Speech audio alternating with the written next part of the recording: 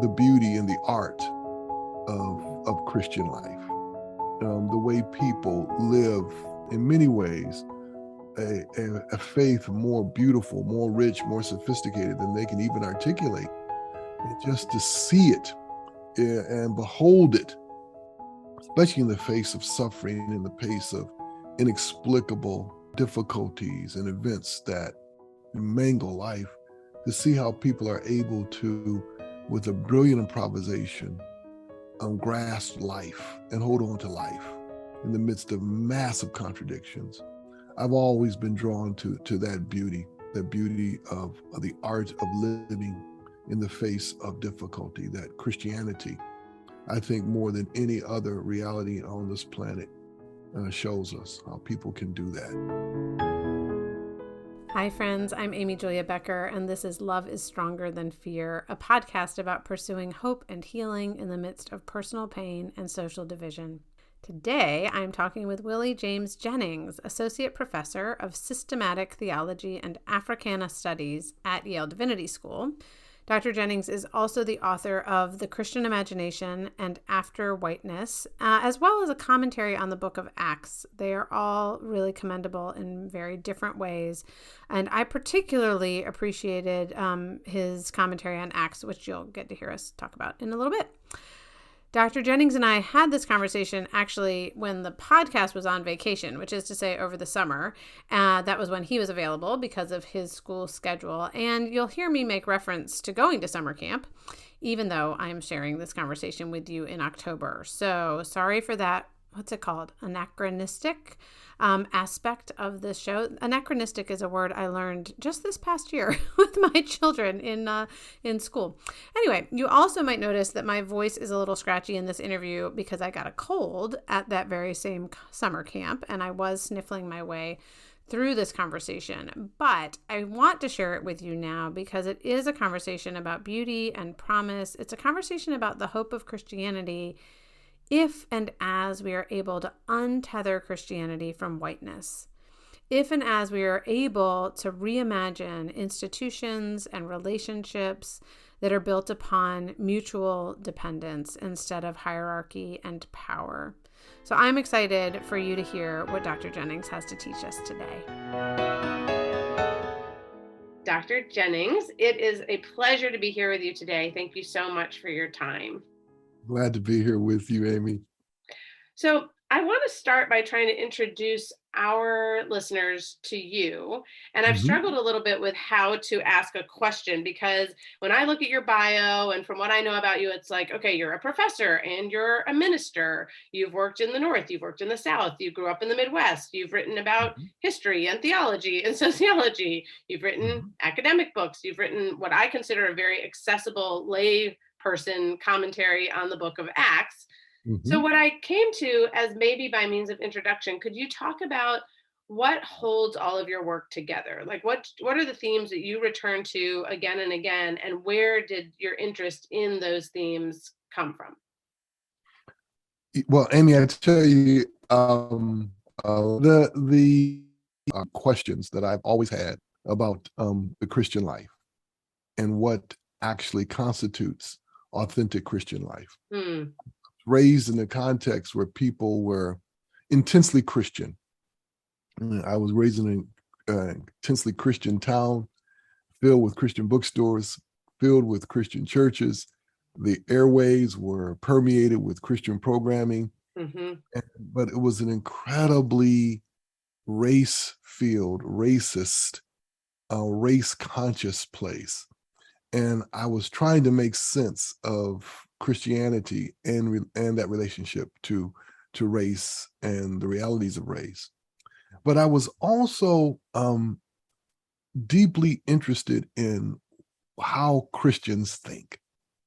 And the idea of a thinking Christian has always fascinated me. Not only how people think their faith, but how they think their life through their faith. And I've always been fascinated by both the beautiful and the weird ways people who are thinking their faith and trying to think their life through their faith how they live. And so in many ways, I've been like a junior anthropologist and sociologist all my life, just trying to understand how do you come to that? How do you come to that way of seeing the world? And so trying to understand the reality of that life of faith has been a part of it. And then I think a third thing that's always drawn me is the beauty and the art of Christian life. The way people live, in many ways, a faith more beautiful, more rich, more sophisticated than they can even articulate.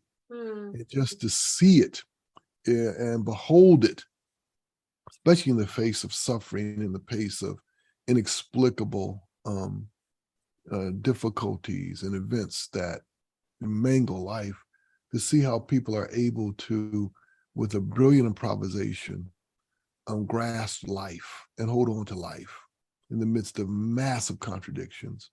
I've always been drawn to that beauty of the art of living in the face of difficulty, that Christianity, I think more than any other reality on this planet, shows us how people can do that. And so those are the themes that have just run through my life and run through my work.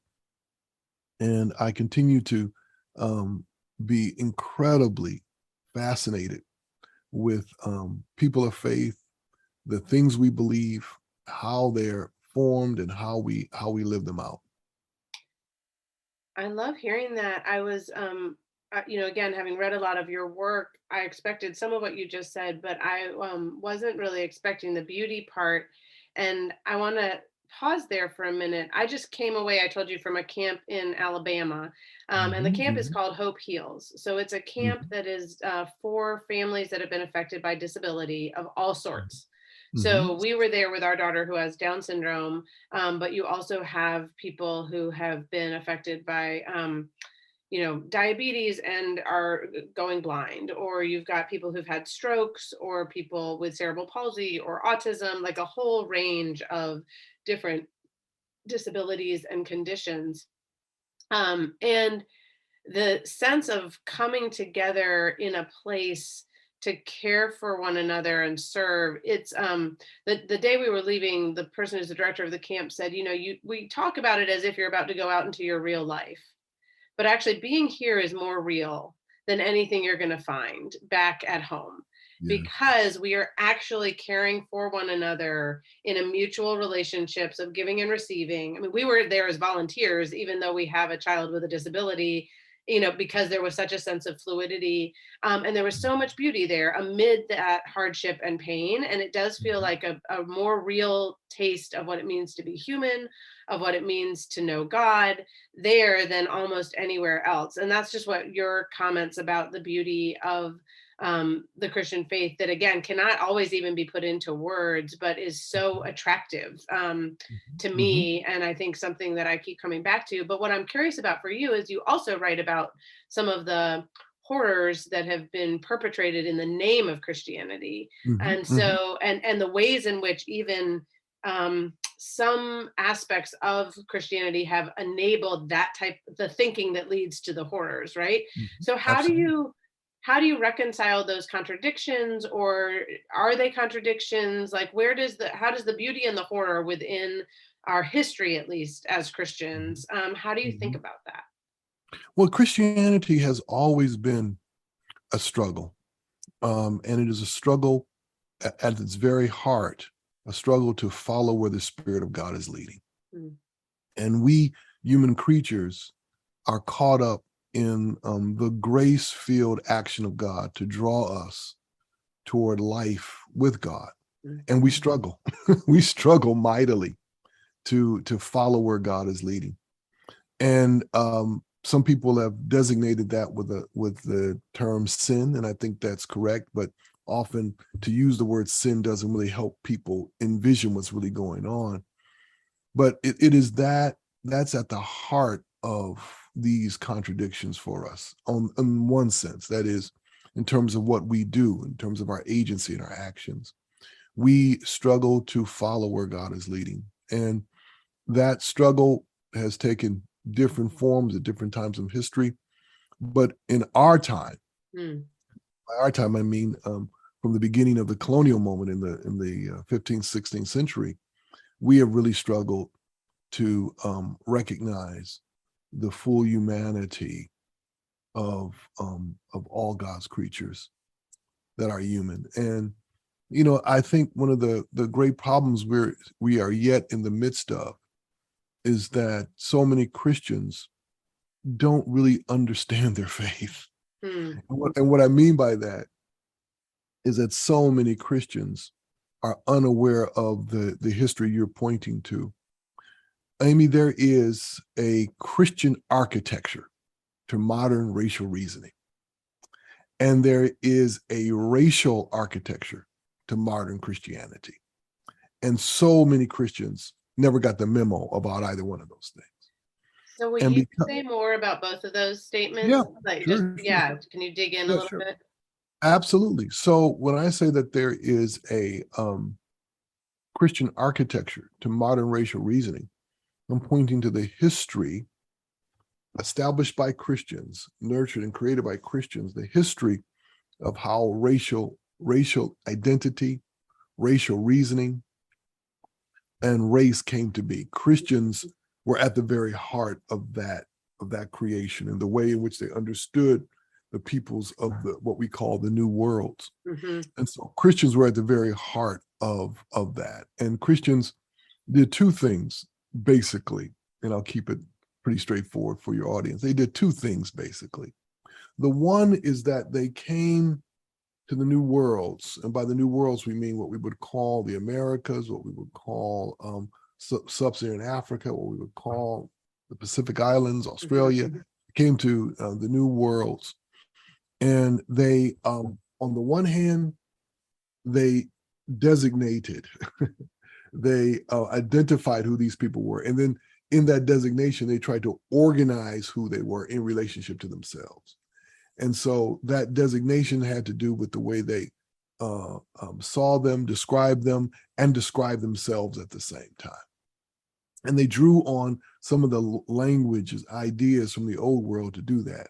And so the ideas of black and white became important utility in helping them figure out how to understand themselves in relationship to all these peoples. But that designation, it began really as a kind of, let's say, a kind of harmless comparison. It quickly became a hierarchical vision of full humanity, with the European, who called themselves white, being at the very top. Mm-hmm. Now, that piece goes along with another thing they did, and that is that they quickly separated people from land. And they separated people from land in two senses, Amy. Mm. The one is that they took the land, which is the basic sense. They took the land. And their rationale for taking the land is that the land, if it is not being cultivated, if it's not being made productive, then it's no man's land, as it were. And the famous phrase is terra nullius, that it is empty land. Mm. And then, but in the other sense of taking the land, they denied what so many indigenous peoples around the world said, and that is that who I am cannot be separated from this place. Mm. That my identity is tied fundamentally to this place. It's tied to the animals, it's tied to the land, it's tied to the water, it's tied to the trees, the wind, the season. It's tied. This is a fundamental part of who I am. It's not me plus the land. It's one reality, me and the land. For those colonialists who came, they said, no, that's ridiculous. You carry your identity wholly on your body. Mm. And so where you are is inconsequential to who you are. Where you are is just a place. Who you are is something different. And so they forced so many indigenous peoples to see their identities as disconnected from the land. Why? Because they wanted to turn the land into property on its way to becoming private.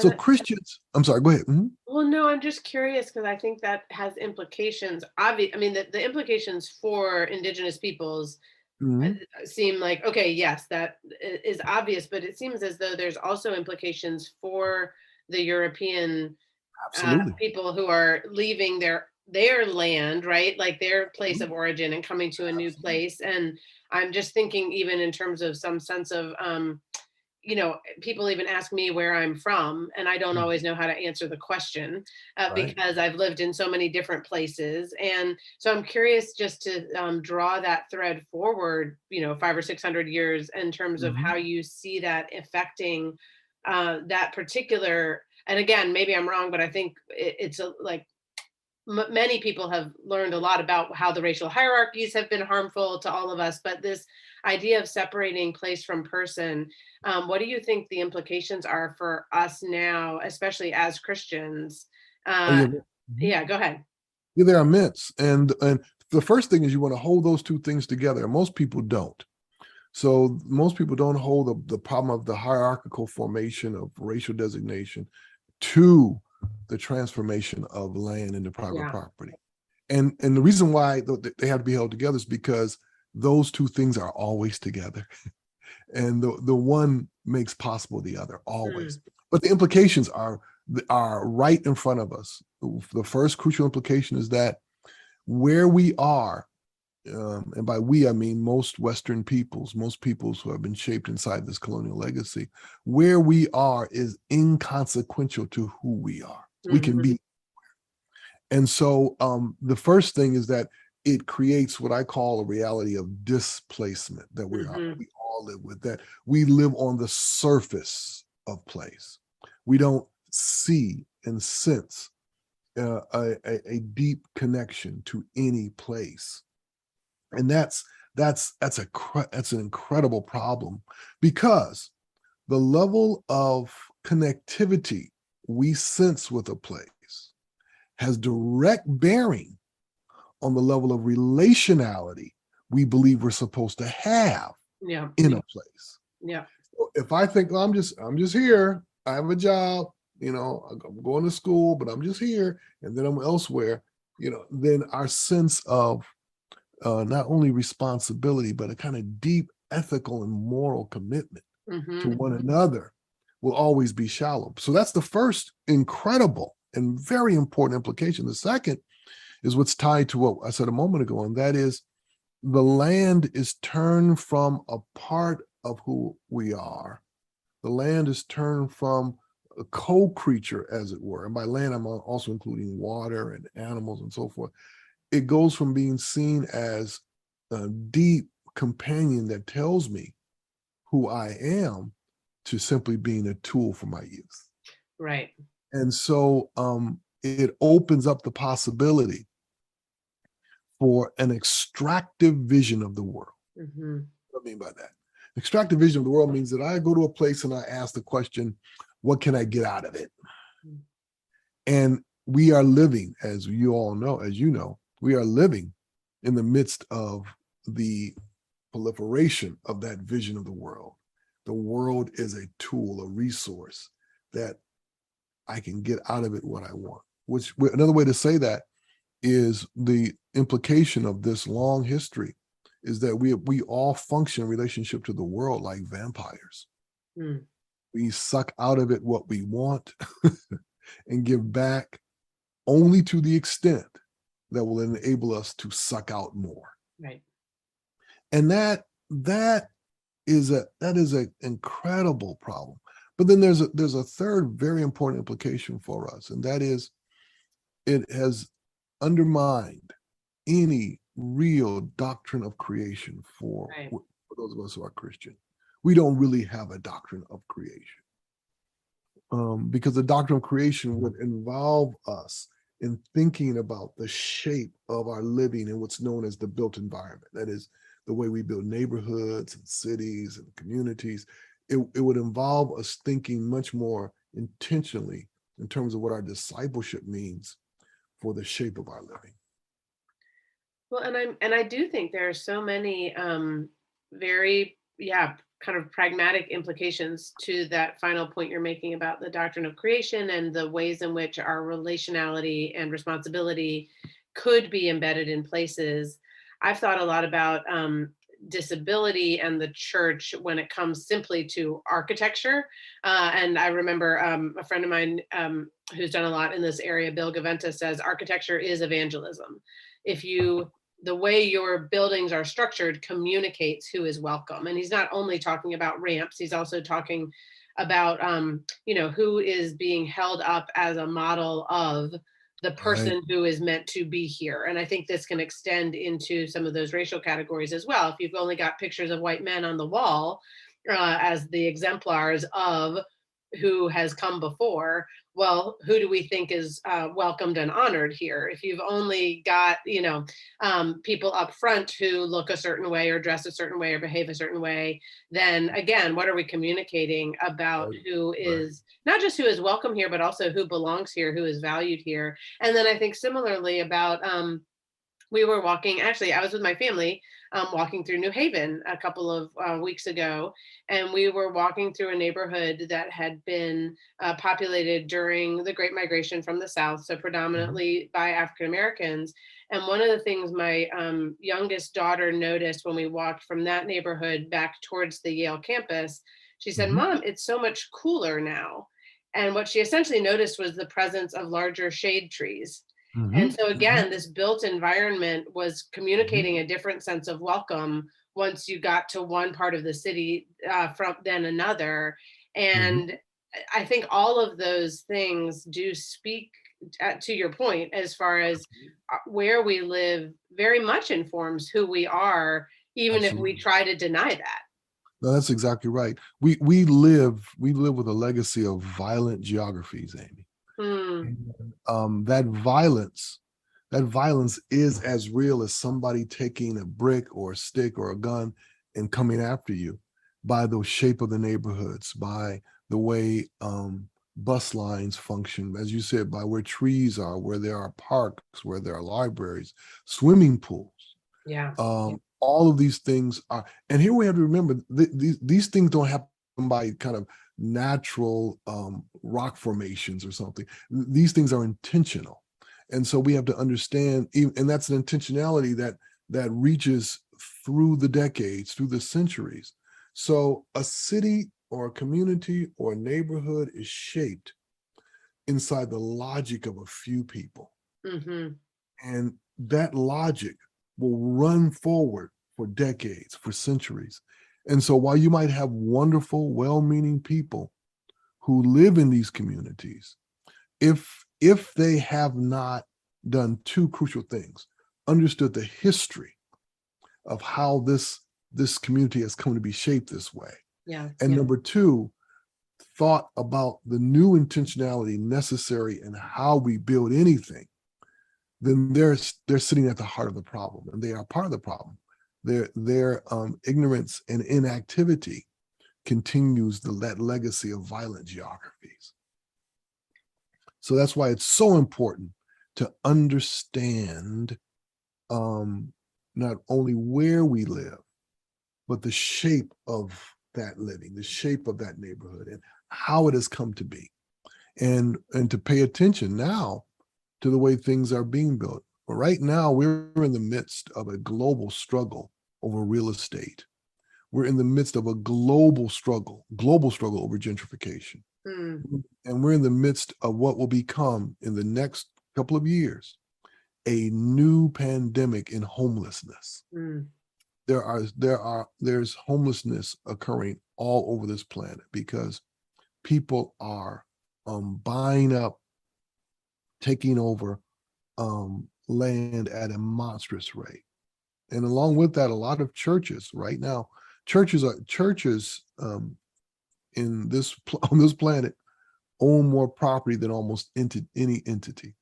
And we are in the midst of a massive transfer of church property into private hands, as churches are closing, selling their property, and trying to survive. And so we have to pay attention to this.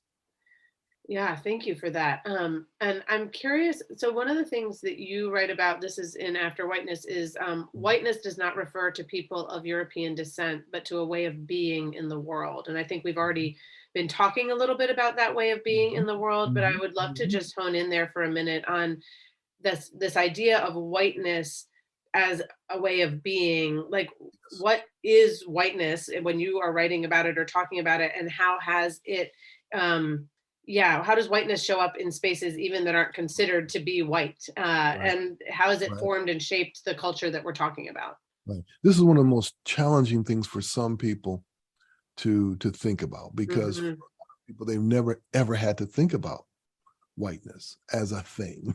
Yeah. um, and the reason so many people have never had to think about it is because it is inside a long history of formation, so that people begin to see it as natural.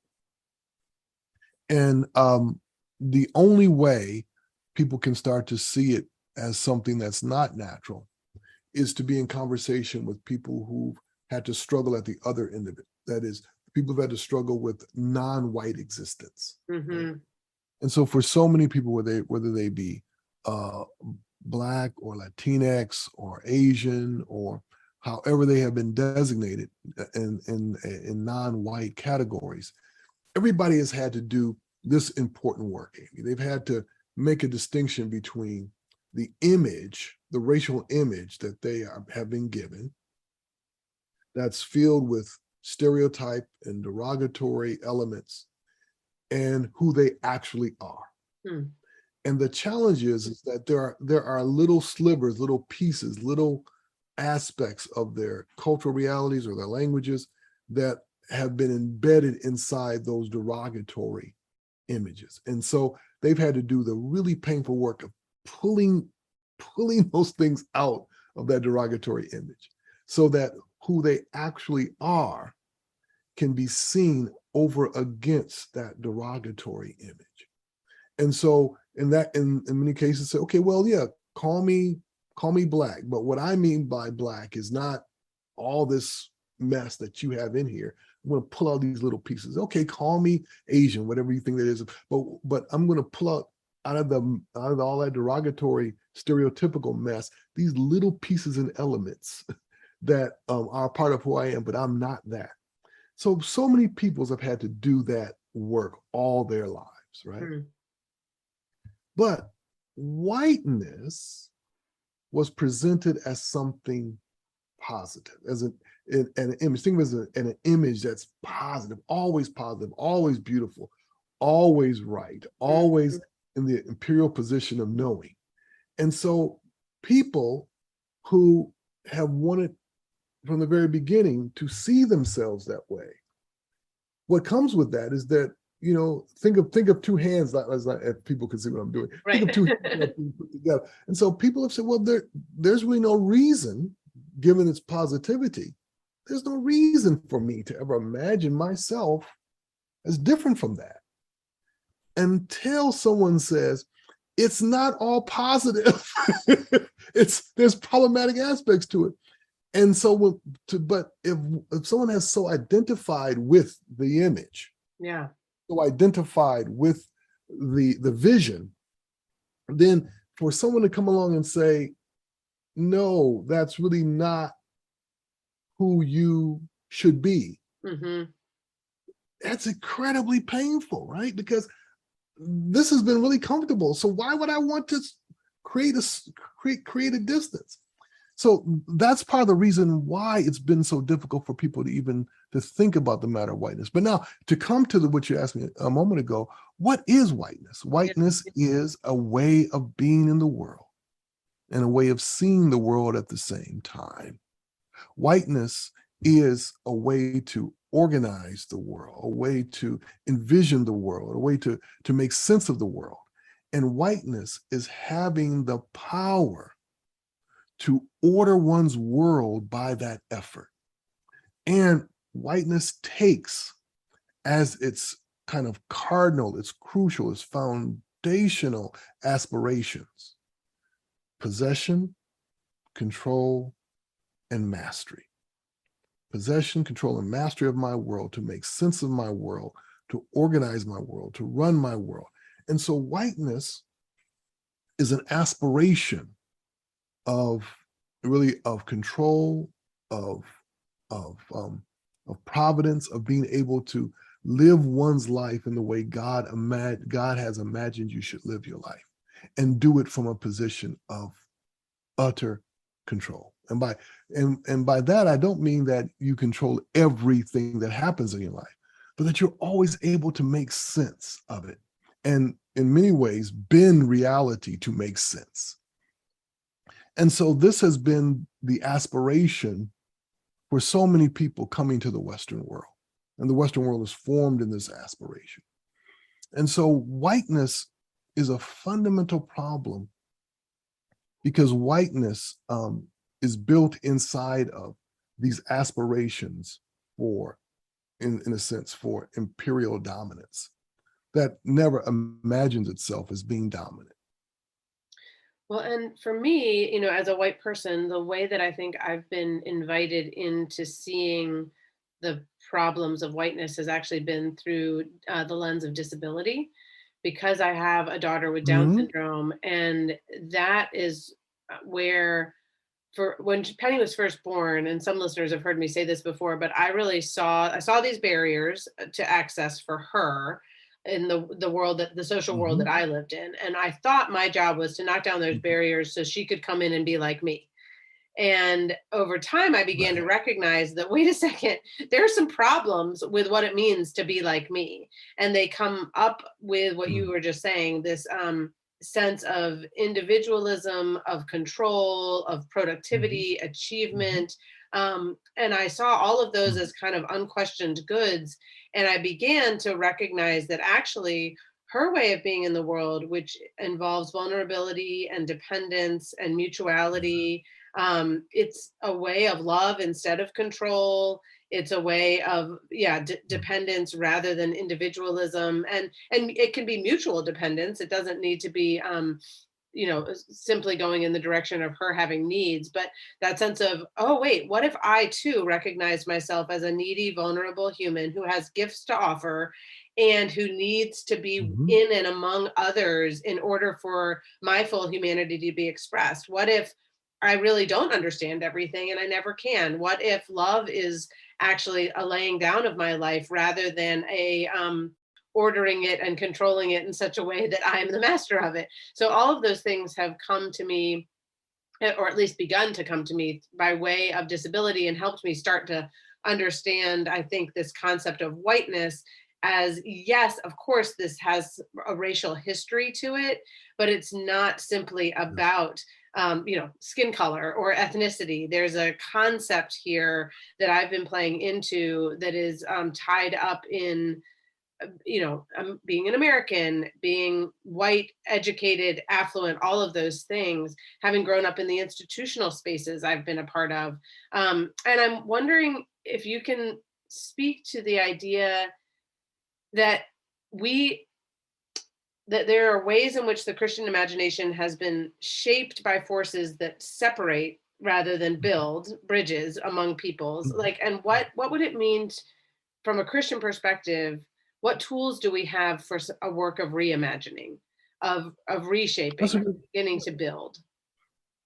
that's a great question. We the legacy we're inside of is a legacy of a particular kind of formation of a human. And I talk about this in my book After Whiteness. It, it- all Western education has been shaped to move us toward one image of what maturity looks like, Amy. And you mentioning your child is really important in this regard, because it highlights what you said, highlights the problem of that image. And that image that's at the heart of our education, that image that's at the heart of what we understand formation to be, is the image of a white, self-sufficient man who who shows those three virtues I mentioned earlier, what I call dismal virtues: possession, control, and mastery.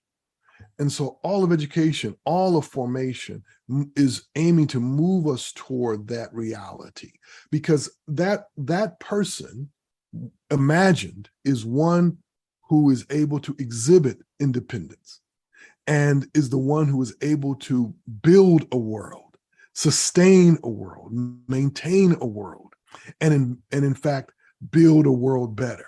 So whether we're talking about men or women, or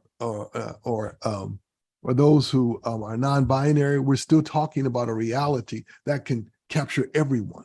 Mm-hmm. That is, what we're aiming people toward is this self-sufficient, autonomous, independent person able to not only control and possess, but master their world. Now, the difficulty, of course, is that for Christians, that image has been embedded deeply inside of what we understand salvation to be about. We are being saved, we are being cultivated into that image. And so the resources we have are inside of our faith is to challenge that sick vision of maturity, that sick vision of what it means to be formed as a human being, what it means to be formed as a Christian. And what you said earlier is really the heart of it. For the Christian, it is not independence. It is not independence that is a mark of maturity. It's mutual dependence. Mm-hmm. It's not self-sufficiency that's a mark of Christian maturity. It's interconnectedness. Mm-hmm. It's not autonomy. It's mutuality. It's life together. It's not independence. It's entanglement. These are the realities that constitute Christian maturity for us. But now, what I've just said, for so many people, they've never gotten a memo on any of that. Their vision of what it means to grow and mature and become a Christian is that you become utterly independent. You can stand on your own 2 feet, as it's often said. And that image by itself is so deeply problematic. I mean, when we think about how we come to stand on our feet, it starts by people holding our hands. It starts by 2 people at either end of a space and saying, walk to mommy, walk to daddy. It continues with those showing us where to walk and how to walk. And then as we get older, it becomes those helping us walk. And so our lives speak against that saying. But the reality for us is that the tools within the Christian life that would help us do this have been in many ways subverted and turned into tools that help to underwrite this sick vision of formation. Yeah, I remember when Penny was first born, my husband and I would often think about what she would be like in heaven. I mean, that was kind of our vision at the time of what would happen after she died. Would she still have Down syndrome? And what actually helped us to reimagine her and ourselves was recognizing, well, wait a second. If I'm saying that she might not have Down syndrome in heaven, what am I saying about myself? Like, I'm essentially envisioning myself in a perfected form, like Superman, where I have no needs for other people and I can do everything for myself. And it was like, that's like the antithesis of a Christian vision of humanity, because the whole point is, even from the very beginning, like, we were made for each other to exist in loving relationships with God and with one another, of mutual dependence and care. And so if anything, I will look more like my daughter when I'm in heaven rather than the other way around. And so there has been a real reshaping of my imagination, which I don't know what that's all going to look like. It's just helped me to really understand, I think, what you're talking about as far as not envisioning a maturity that looks like me becoming more and more strong and capable and productive, but a maturity that actually involves me becoming more and more aware of my need for other people and for God's love to sustain me in all that I'm doing, and for my interconnectedness. And No, but this is, yeah, go ahead. I was just going to say, I'm so glad to hear you say that, because I think at the end of the day, for all of us who are Christian, the challenge is to trust again the beauty of life together. Hmm. There's so many people who don't trust it, and we know why. I mean, if you've been raised in a really painful and harmful community or family or environment, all the stuff we're talking about now is, like, I don't know about any of that. You're suspicious of the together, Hmm. or if you're someone who's, you are LGBTQ and you've been treated so poorly in community, you distrust this kind of talk. So we understand that. The challenge is to envision a new kind of life together. Mm-hmm. Kind of life together would mean that we not only accept each other, but we live for and with each other. And in that regard, the goal of mature life, the goal of full life, is never a goal of isolation.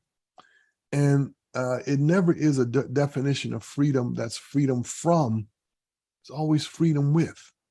And that's the challenge for so many people, to imagine freedom as a freedom with. Now, of course, we have to press this more, Amy, because the reality is that in this country, there are a lot of people who have community, but it's community that's deeply homogeneous. And what I mean by that, it's community of color, kin, and kind, as we used to say in the South. Mm. It's communities that remain predominantly white, remain predominantly whatever ethnic group you want to name, and that the reality of life together continues to be short-circuited for the Christian, because we continue to fight against the multitude that God is trying to bring about. And so I think it's important for us to recognize that while we do want to underscore the together has to be, if we're following where the Spirit of God is leading, the together has to be in the multitude. And it has to shake and break open the ways we understand our safety, comfort, and normalcy inside homogeneous realities. Which is so challenging in light of, again, just institutional history, the place which we've just been talking about, the way our neighborhoods and towns and Mm-hmm. churches Mm-hmm. have been formed and shaped. Mm-hmm. One of the I think this will help us maybe get there. The subtitle for After Whiteness is An Education in Belonging. Mm-hmm. And in that book, you write the cultivation of belonging should be the goal of all education. Right. And so I'd love to hear you speak a little bit about what you see, like, what does belonging mean, and how do we know if belonging is what's happening? How could education be shaped in order to create a sense and spaces of belonging? Yeah. Because I think that might speak to the multitudes actually coming together rather Right. than being isolated. Well, let's think about this first for the Christian, and then we can open it out to other peoples. But for the Christian, the image I want us to hold on to is Jesus in the crowd. Jesus and that crowd. Jesus draws a crowd. And Amy, what we have to remember is that the crowd are people who come from all walks of life, who would normally not want to be together. Many enemies in that crowd. Many people that if you turned your back, there would be a knife being thrown across the room at somebody else, and fists would be thrown. These are not friends who are gathering to hear Jesus. These are people from every walk of life, many of whom who are unhappy that they are shoulder to shoulder with these other folks. But this is the crowd Jesus draws. And what's so important about that is that the crowd is not Christian, but it is the basis upon which a Christian could form. Hmm. The crowd is not in agreement, but is the basis upon which life together could form. And it is a group of people who are only there because they want something from Jesus. But Jesus, in turn, wants them to want each other. And so part of the deal with him is that if you want from me, then you must take what I want for you. Mm. It is that reality of this uneasy mixture, this uneasy gathering, that becomes the basis upon which to think life together as church. Now, why this is so important is because this is exactly the work that the Spirit of God is calling us to do, to open ourselves to those we would prefer not to be with. Mm-hmm. And that becomes the basis. That becomes the basis of creating a new reality of belonging, a reality of belonging that is not tied to one single story, but the weaving of many people's story. That's tied to one single way of life, but the weaving together of many ways of life to create something new. It's a reality of belonging that should be at the heart of the Christian life. But to move beyond the reality of the Christian life and to think about education more broadly and to think about formation more broadly, as I do in After Whiteness, what I'm suggesting is that what we want is to move away from that image I talked about earlier, that has been the heart of Western education for all peoples, no matter what your race, religion, or background or gender. Yeah, that reality of what we're forming you toward, and to ask this question: what would happen if we took away that image of the white self-sufficient man and inserted a different reality? And that is not the image of another person, but the image of this gathering, Jesus in the crowd. And to put it this way, that what we want for people is, no matter what you do in your life, what kind of vocation you have, no matter what it is, that what defines your work is that you are able to gather people together. People who would never really want to be together, but because of the way you do your work, the way you live your life, you draw together people across boundary and border and hostility and history. They come together and they become friends through what you do. Now that's the reality of belonging that we want, not only for those of us who are Christian, but for those of us who live in societies racked with the kinds of divisions that we're racked with right now.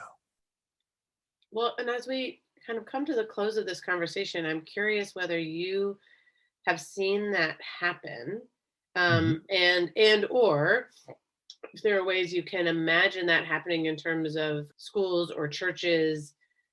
That I'm thinking particularly of institutions that have been historically shaped by what we're talking about when we talk about whiteness, and what steps those types of institutions can take towards becoming spaces of belonging, or even creating spaces of belonging within what might take many more years to actually become full spaces that way. Like, have you seen that happen, or can you imagine that happening? And if so, how?